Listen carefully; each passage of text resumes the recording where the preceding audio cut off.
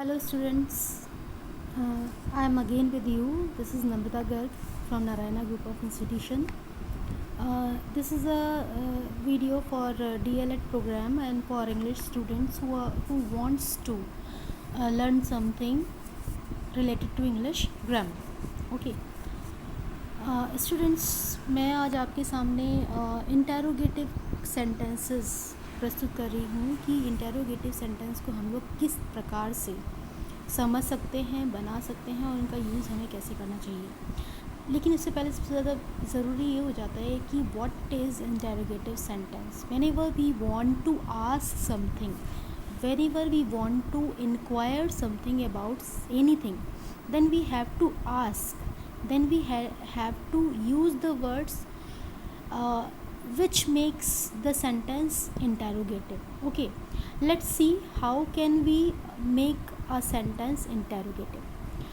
Interrogative sentence सबसे पहले हमें देखना होगा कि ये टू टाइप्स के होते हैं interrogative sentence. One is yes no questions and other is WH question, which is said like WH means जैसे हम यूज़ करते हैं what, या जैसे हम यूज़ करते हैं when, who, etc.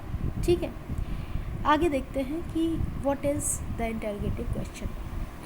मैंने जैसे आपको पहले ही बताया है कि when we want to inquire something, then we have to use the asking question or interrogative question. It is having some features like it is also called interrogative sentence and it ends with a mark which is called question mark. ये end होते हैं एक mark के साथ, जैसे कि हमने पहले भी हम लोग सभी जानते ही हैं, अपनी डेली लाइफ में भी हम लोगों ने ये चीज़ देख रखी है कि जब भी हम कोई क्वेश्चन लिखते हैं, खासकर लिखने में ये क्वेश्चन मार्क ज़रूर से यूज़ किया जाता है। एग्जाम्पल पे आते हैं। सबसे पहले देखते हैं कि what is yes no question. जिनके आंसर सिर्फ येस या नो में दिए जाते हैं, that questions, that sentences are called yes no questions.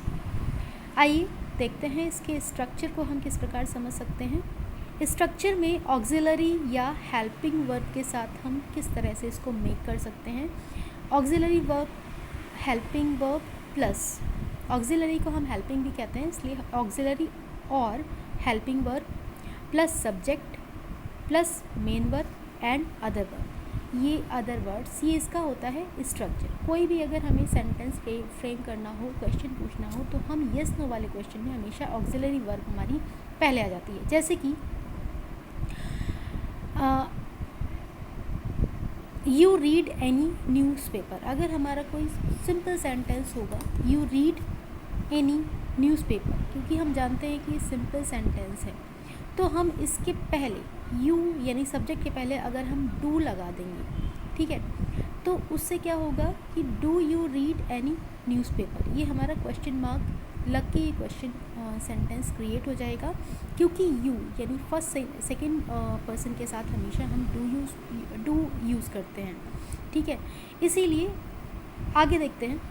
He smokes, अगर हमारा सिंपल सेंटेंस होता है ही स्मोक्स, तो उससे पहले, क्योंकि ही के साथ सिंगल पर्सन के साथ हमेशा डज का यूज़ किया जाता है, तो उससे पहले हम जो हमारी हेल्पिंग वर्ब हो जाएगी, जो यहाँ पे साइलेंट रहती है, इनविजिबल रहती है सिंपल सेंटेंस में, तो हम यहाँ पे उसको डज लगा के यहाँ पे हम इसको इंटेरोगेटिव क्वेश्चन में कन्वर्ट कर सकते हैं।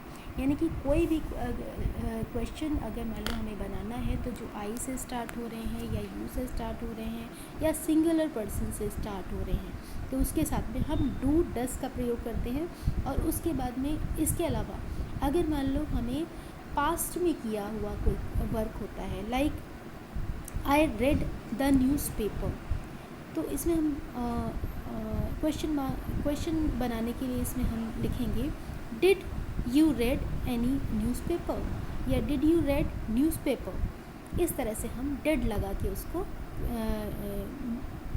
क्वेश्चन मार्क्स में और क्वेश्चन सेंटेंस में कन्वर्ट कर सकते हैं। इसी प्रकार अगर हमारा सिंपल सेंटेंस होता है दैट इज़ योर पेन, ये तुम्हारा पेन है, और अगर हमें क्वेश्चन मार्क में इसको क्वेश्चन सेंटेंस में इसको कन्वर्ट करना होता है तो हम इज़ दैट योर पेन करके, यानी कि हमारी जो हेल्पिंग वर्ब है वो यहाँ सब्जेक्ट के बाद में ना आके पहले आ जाती है। Like that is your pen की जगह इज़ दैट योर पेन, तो हमारा क्वेश्चन में कन्वर्ट हो जाएगा। इसी तरह से हम देखते हैं can you speak English fluently. अगर हम कहेंगे कि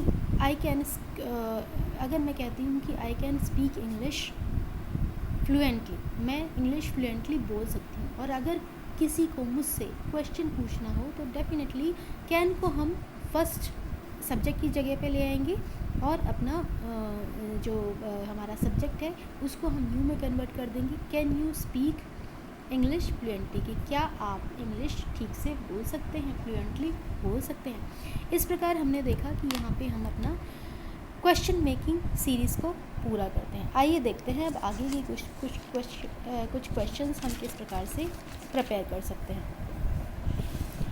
नेक्स्ट सेगमेंट में आते हैं तो हमारे क्वेश्चन हो जाते हैं WH क्वेश्चन, जो कहे जाते हैं जो WH से शुरू होते हैं, लाइक व्हाट हो गया, whom हो गया, who हो गया, whose हो गया, when हो गया, what, which, where, why, ये 9 इन नंबर्स में होते हैं।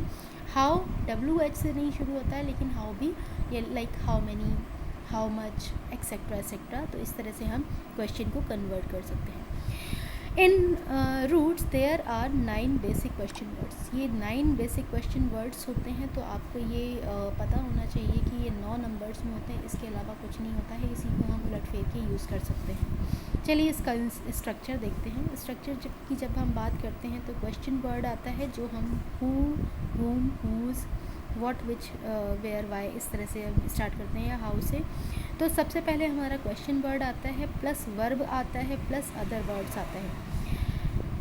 आपको एक चीज़ जाननी बहुत ज़रूरी है कि क्वेश्चन वर्ड के आंसर्स अपने आप में अलग होते हैं। लाइक अगर मैं आपसे पूछती हूँ हु आर यू, आप कौन हैं, तो उसका आंसर आप येस नो में नहीं दे सकते हैं। लेकिन अगर मैं आपसे पूछती हूँ आर यू कंफर्टेबल, क्या आप ठीक हैं, तो आप उसका क्वेश्चन हाँ मैं ठीक हूँ और हाँ या नहीं में आप दे सकते हैं। तो हमें ये चीज़ हमेशा ध्यान में रखनी होती है कि WH से स्टार्ट होने वाले क्वेश्चंस का आंसर बिल्कुल डिफरेंट होता है। Like you can see the example here, who are you, आप कौन हैं, या व्हाट इज़ योर नेम। इसके आगे आपने देखा है कि आपका question word like who, what, when, which, ये पहले आते हैं। उसके बाद में आपकी हेल्पिंग वर्ब या ऑक्सिलरी वर्ब आ जाती है। फिर हमारे other words related to the inquiry आ जाते हैं। Like who are you, what is your name, when do you come here, आप यहाँ पे कब आए, and which is superior in two horse, कौन सा सुपीरियर है इन टू हॉर्सेज में। ठीक है, तो इस तरह से हम अपने क्वेश्चन मार्क के साथ में आस्किंग क्वेश्चंस को फ्रेम कर सकते हैं। Hope you enjoy this video and you understand a lot. If you have any query related to the video, or if you have any kind of problem, then you can discuss this comment box or in the query section. Thank you so much, students.